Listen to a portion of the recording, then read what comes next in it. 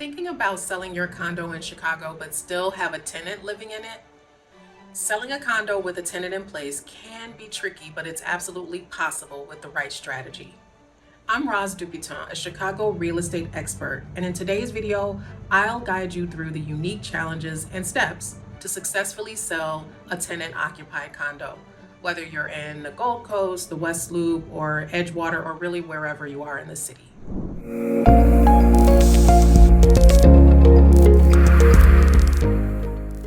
If you know a condo owner in Chicago who's trying to figure out if they should sell before their tenant moves out, share this video with them to save them time and frustration.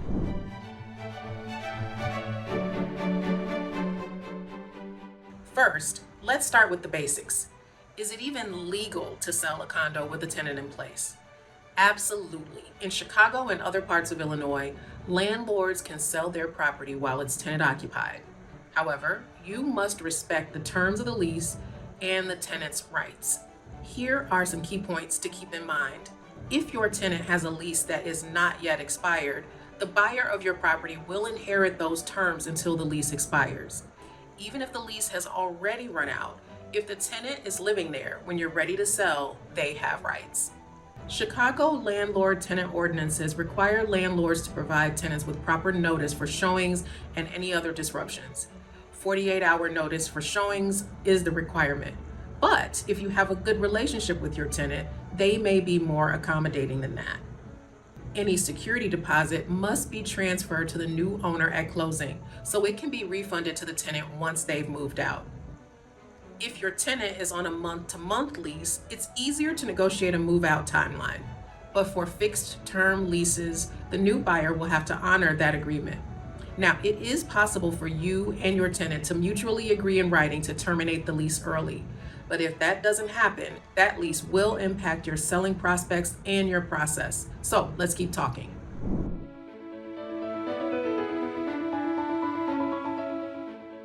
It's important to think through who your target buyers are and what they will likely face during and after the buying process. Selling with a tenant present can limit your buyer pool, so understanding your audience is key to marketing your condo properly. There are two main types of buyers for tenant-occupied condos. The first is investors. These are buyers who are looking for rental income, and they may see value in a condo with a reliable tenant already in place. And your place could make sense for them if the numbers make sense. When taking into account current interest rates, does the current rent cover a buyer's monthly costs, including their mortgage, property taxes, and insurance, and their monthly condo assessments? It's even more attractive if the rent exceeds this total. Owner occupants, so buyers planning to live in the condo, these are the traditional buyers. If they plan to live there themselves, they may be less interested if the tenant's lease doesn't align with their desired move-in timeline. They may also be really hesitant to become a landlord, even for a short period of time. But beyond these preferences, financing the purchase may be tough. Mortgage lenders generally require an owner-occupant to be able to move in within 60 days of closing on any owner-occupied loan. When marketing a rental condo to sell, your marketing strategy should appeal to the right audience. First, check with your condo association to make sure a new buyer will be able to inherit the right to continue renting the unit. In some buildings, new ownership can trigger a loss of this right at the end of the current lease. So you definitely want to know that up front. Then, highlight the rental income and lease terms for investors, or clarify the lease's expiration date to attract owner-occupants who are willing to wait to move in.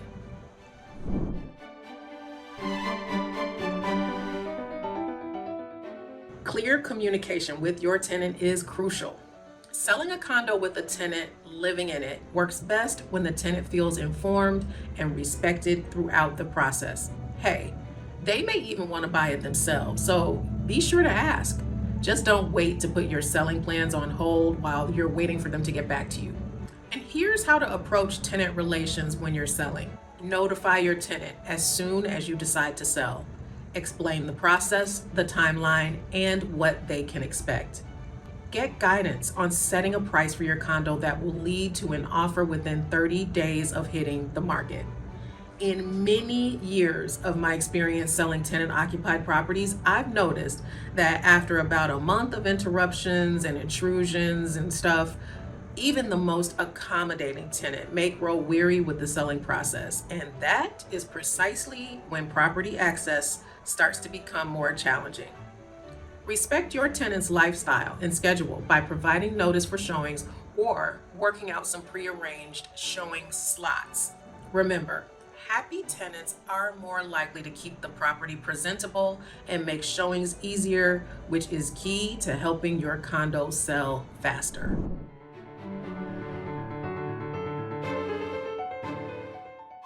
Just like any property, a tenant occupied condo needs to shine during showings. But prepping a home that's lived in by someone else requires a little extra care. Remember, they do not have a vested interest in this sale, and in fact, it may be disruptive. So you really should take on a bit of the burden to make sure your property presents in its best light. Here are a few tips to help get that done. You can coordinate cleaning and decluttering. Offer to hire a professional cleaner to make the space look its absolute best.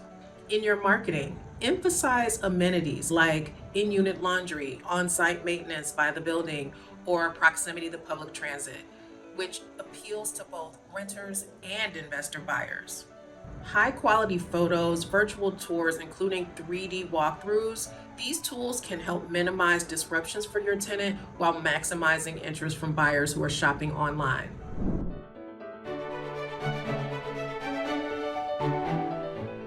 When selling with a tenant in place, buyers may have additional concerns that can impact negotiations, so be prepared to address these upfront. Some common negotiating points include lease terms. Okay, so without a doubt, you may see some buyer offers that request early termination of the lease as part of the deal. These buyers are highly motivated to buy your place, but they will not take on landlording responsibilities.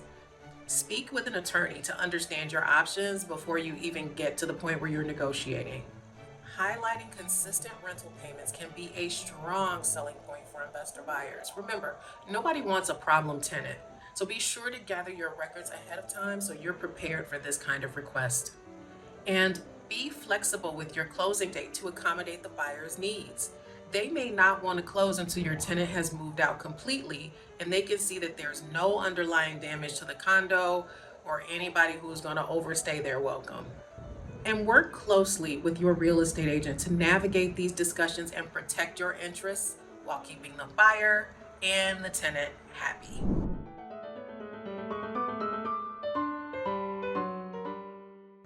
Many condo owners absolutely hate the idea of leaving a rental property vacant for months and foregoing rental income while they're selling. But in some cases, it may be better to wait until your tenant moves out before listing your condo for sale.